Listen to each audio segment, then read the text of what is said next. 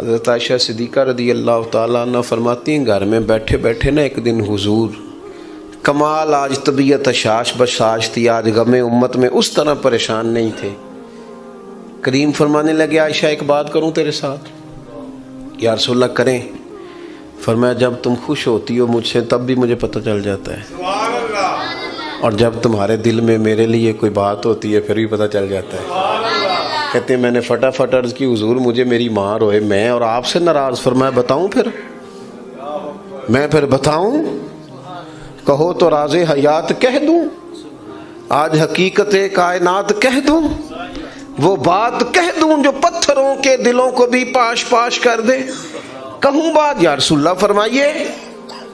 حضور فرمانے لگے کبھی کبھی قسم اٹھاتی ہو؟ حضور اٹھاتی ہوں۔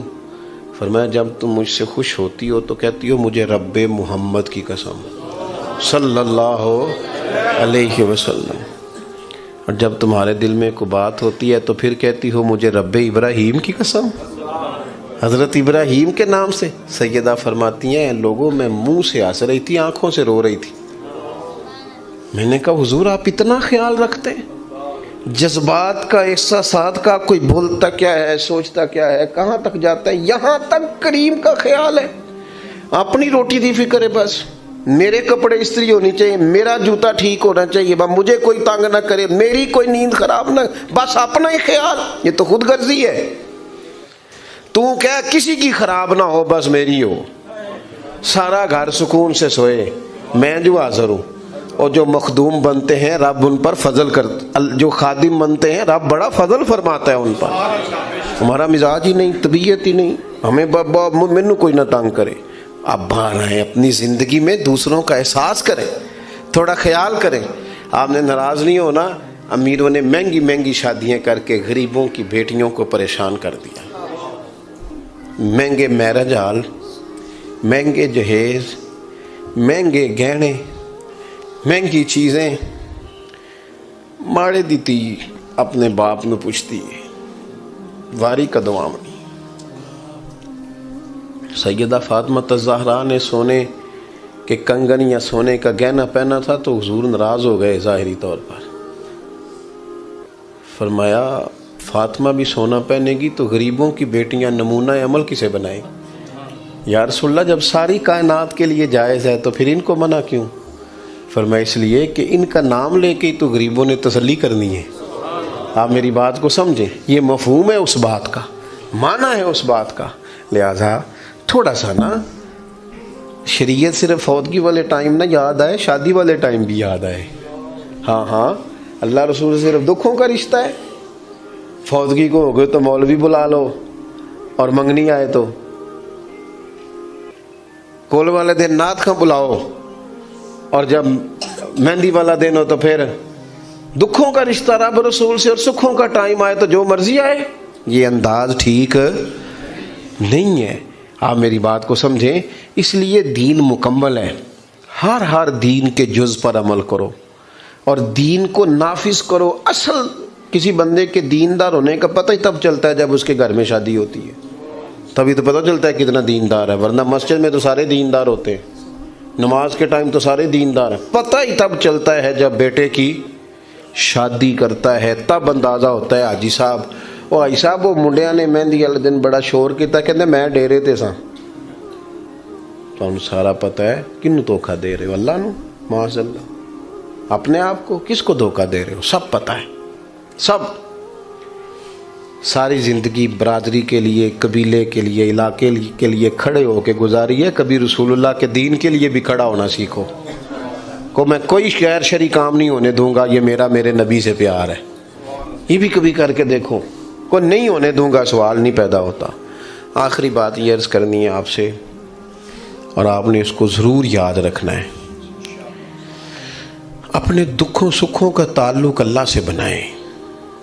لوگوں کو بندہ زیادہ تکلیفیں بتائے تو بندہ کمزور پڑ جاتا ہے۔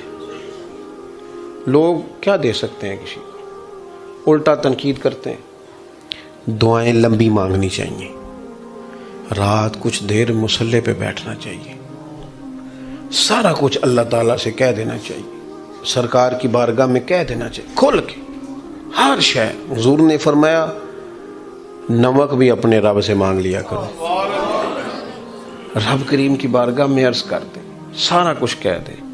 اللہ سے جو مانگتا ہے نا وہ سارا ہی کہہ دے نا، تو وہاں سے کرم بھی ہوتا ہے اور عزت میں اضافہ بھی ہوتا ہے۔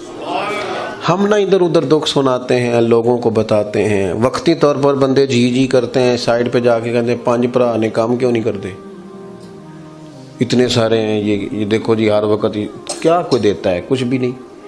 صرف اللہ والوں کے سامنے، رب کے سامنے کشکول طلب ہو، اللہ کی بارگاہ میں خوب دعائیں ہوں۔ یہ جو مواقع ہیں نا شادی کے، اس میں آپ دیکھیں حضور کا طریقہ پاک کیا ہے۔ نبی پاک علیہ الصلوۃ والسلام نے ولیمے کا کہا، برات کا کوئی تصور ہی نہیں دین میں، کوئی نہیں، 2-4 لوگ جائیں بس نکاح کر کے آ جائیں۔ ولیمہ کرنے کا حضور نے کہا جس کے پاس گنجائش ہے وہ کرے، جتنا مرضی وسیع کرے، لیکن برات کا کوئی تصور نہیں ہے۔ ہوں ویسے منڈے والے بڑے سیانے ہو گئے نے، کچھ عرصے تو میں سنیا ہوں جہیز نہیں منگتے، ہوں کہتے ہیں روٹی 600 بندے نو دینی جے، بس جہیز نہیں لینا، روٹی ذرا صحیح پکا دینا، کیونکہ کہڑا کدی پہلا کھادی ہے، کڑیاں والے کو تے کھانی ہے، لہذا روٹی صحیح پکا دینا تگڑی، بلکہ مینیو بھی دیتے ہیں۔ ایک جگہ میرا چشمدید واقعہ ہے، مجھے کسی نے بتایا کہ وہ بچے نے کہا جی کھانا بے شک زیادہ مہنگا نہ بھی ہو، میرج حال میری مرضی کا ہونا چاہیے۔ کیا مذاق ہے، کون سی چیز ایسی ہے جو، یہ زیادہ سال نہیں گزرے، آپ کو 15-16 سال پہلے کی بات بتا رہا ہوں، ہمارے خاندان میں ایک شادی تھی تو دادا جی ناراض ہو گئے، کہنے لگے نہیں میرج حال جانا، کڑیاں کروں ٹوری دیاں نے، تیاں نو کروں ٹوری دے، جان نہیں دینا۔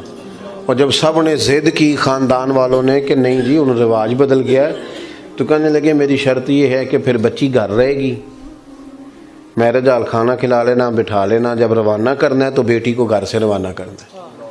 ہمارے بزرگوں کی یہ سوچیں ہوتی تھیں، اب تو جو رواج آتا ہے وہ 10-15 سال میں ہم پہ حاوی ہو جاتا ہے، پوری طرح معاملہ ہی ختم ہو جاتا ہے۔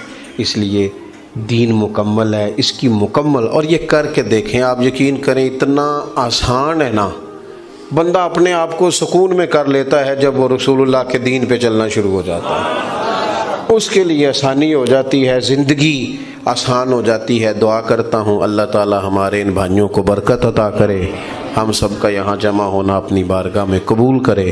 آخر دعوانا الحمدللہ رب العالمین۔ محفل اللہم صلی علی سیدنا محمد۔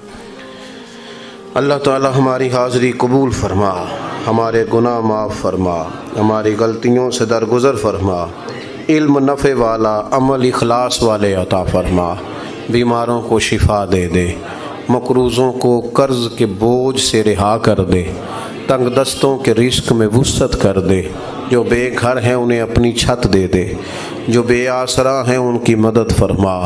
کریم مالک اپنی رحمتوں کے گہرے اور گھنے سائے ہمیں عطا فرما۔ ہمارا ملک جس انتشار کا شکار ہے، افتراق کا شکار ہے، یا اللہ یہاں بسنے والوں پہ رحمت فرما۔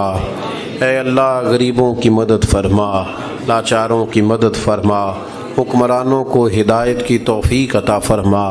اللہ ہم سب کو نبی رحمت علیہ السلام کے دروازے کی گدائی عطا فرما، سنت شریعت کا پاس عطا فرما۔ جن بھائیوں نے یہ اہتمام کیا ہے، جہاں یہ شادی ہونے جا رہی ہے وہاں لا تعداد رحمتیں، برکتیں، نوازشیں عطا فرما۔ ہم سب کا خاتمہ ایمان پہ فرما، دنیا اور آخرت میں ہماری پردہ پوشی فرما، ہمارے حال پہ رحمت فرما، آسانی اور کرم نوازی فرما، خیر اور فضل فرما۔